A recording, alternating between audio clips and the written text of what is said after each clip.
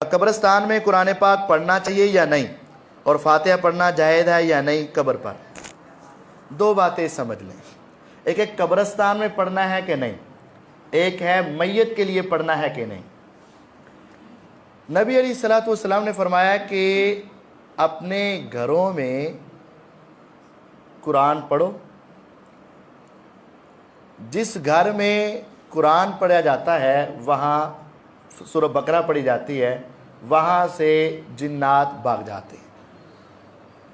تو یہ قبرستان میں قرآن مجید پڑھنا نبی کریم صلی اللہ علیہ وسلم سے ثابت نہیں ہے۔ گھروں میں قرآن پڑھو، شیطان جنات اس گھر سے بھاگ جاتے ہیں جہاں سورہ بقرہ کی تلاوت ہوتی ہے۔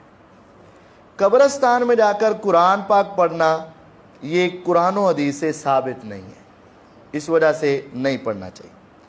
مسئلہ اصل یہ ہے کہ میت کے لیے فاتحہ خوانی کرنا یا قبر کے پاس کھڑے ہو کر میت کے سر کے پاس اور پاؤں کے پاس سورہ بقرہ اور کچھ پہلا آخری رکوع پڑھتے ہیں تاکہ میت کی بخشش ہو جائے۔ دیکھیں، قرآن مجید اللہ کا کلام ہے اور سب سے عظیم کتاب ہے، اس کے ساتھ محبت ہمارے ایمان کا رشتہ ہے، جس کو محبت نہیں اس کو ایمان نہیں۔ لیکن یہ قرآن زندہ کے لیے ہے، فوت شدہ کے لیے نہیں۔ فاتحہ پڑھی جاتی ہے الحمدللہ رب العالمین، اللہ کی تعریف ہوگی، الرحمن الرحیم میرے اللہ کی شان ہوگی، مالک یوم الدین اللہ تعالیٰ کی بزرگی ہوگی، ایاک نعبد و ایاک نستعین یہ وعدہ ہے اللہ ہم تیری عبادت کرتے ہیں، تجھ سے مدد مانگتے ہیں۔ بندے زندہ کی ہوگی نا عبادت اور مدد۔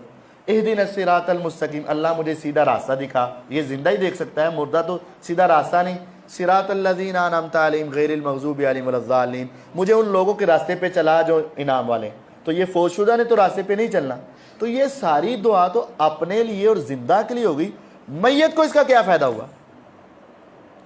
اگر آپ ایک لفظ بھی بول دیتے اے اللہ اس میت کو معاف فرما، تو دعا کس کے لیے ہونی تھی؟ میت کے لیے۔ اے اللہ اس کو عذاب سے بچا، اے اللہ اس کے حساب کو آسان فرما، اے اللہ اس کی قبر کو روشن فرما۔ یہ ایک ایک جملہ کن کے لیے؟ ان کے لیے۔ فاتحہ جو ساری پڑھی ہے وہ تو اپنے لیے ہے، اس میں میت کے لیے تو کوئی ہے ہی نہیں۔ تو یہ فاتحہ میت کے لیے تو ترجمے کے اعتبار سے بھی نہیں ہے۔ اور دیکھیں، ہمیں اگر اپنے پیاروں سے پیار ہے، اپنے والدین سے، اولاد سے، بھائیوں سے، تو کیا میرے نبی علیہ الصلوۃ والسلام کو اپنی بیویوں سے پیار نہیں تھا؟ اپنی بیٹیوں سے پیار نہیں تھا؟ اپنے چچا سے پیار نہیں تھا؟ نبی علیہ الصلوۃ والسلام کی زندگی میں آپ کے چچا حمزہ رضی اللہ عنہ فوت ہوئے، شہید ہوئے غزوہ احد میں، آپ بہت روئے، بہت روئے۔ نبی علیہ الصلوۃ والسلام کی بیوی سیدہ خدیجہ رضی اللہ عنہ فوت ہوئی، آپ ساری زندگی ان کو یاد کرتے رہے۔ چھوٹا سا سوال ہے، نبی علیہ السلام کی دو بیویاں، نبی علیہ الصلوۃ والسلام کی دو بیٹے بلکہ تین بیٹیاں آپ کی زندگی میں، نبی علیہ الصلوۃ والسلام کے چچا، نبی علیہ الصلوۃ والسلام کے تین بیٹے، سینکڑوں صحابہ آپ کی زندگی میں اس دنیا سے گئے، صرف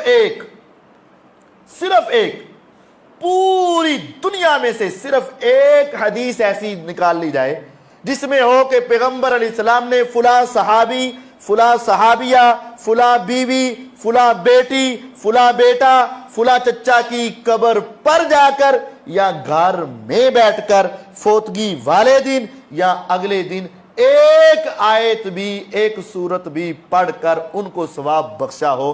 اگر ہمیں مل جائے تو ہم تو ساری زندگی اس پر عمل کریں گے، لیکن میں قسم کے ساتھ بھی یہ بات کہہ سکتا ہوں قرآن و حدیث میں اس کا کوئی ثبوت نہیں۔ اس وجہ سے قرآن زندوں کے لیے ہے، آج عمل کرو۔ فوت ہو جائیں تو قرآن نے ہمیں سکھایا والدین سب سے زیادہ محبوب ہوتے ہیں، تو قرآن نے کہا وَقُلْ رَبِّ ارْحَمْهُمَا كَمَا رَبَّيَانِي، یہ کہو اے اللہ ان پر رحم کر جس طرح انہوں نے میرے بچپن میں میرے اوپر رحم کر۔ ماں باپ کے لیے اللہ تعالیٰ دعا سکھا رہے ہیں، تو ماں باپ سے آگے کون ہے؟ اگر ماں باپ کے لیے بھی دعا ہے، اللہ نے یہ نہیں کہا فاتحہ پڑھو، کہا یہ دعا کرو وَقُلْ رَبِّ ارْحَمْهُمَا كَمَا رَبَّيَانِي صَغِيرًا، دعا کرنی۔ تو اگر والدین کے لیے دعا ہے تو باقی سب کے لیے بالاولیٰ دعا ہے۔ آپ نماز میں پڑھتے ہو ربنا اغفر لی وَلِوَالِدَيَّ وَلِلْمُؤْمِنِينَ يَوْمَ يَقُومُ الْحِسَابُ، یہ دعا ہے، تو دعا کرنی ہے، فاتحہ۔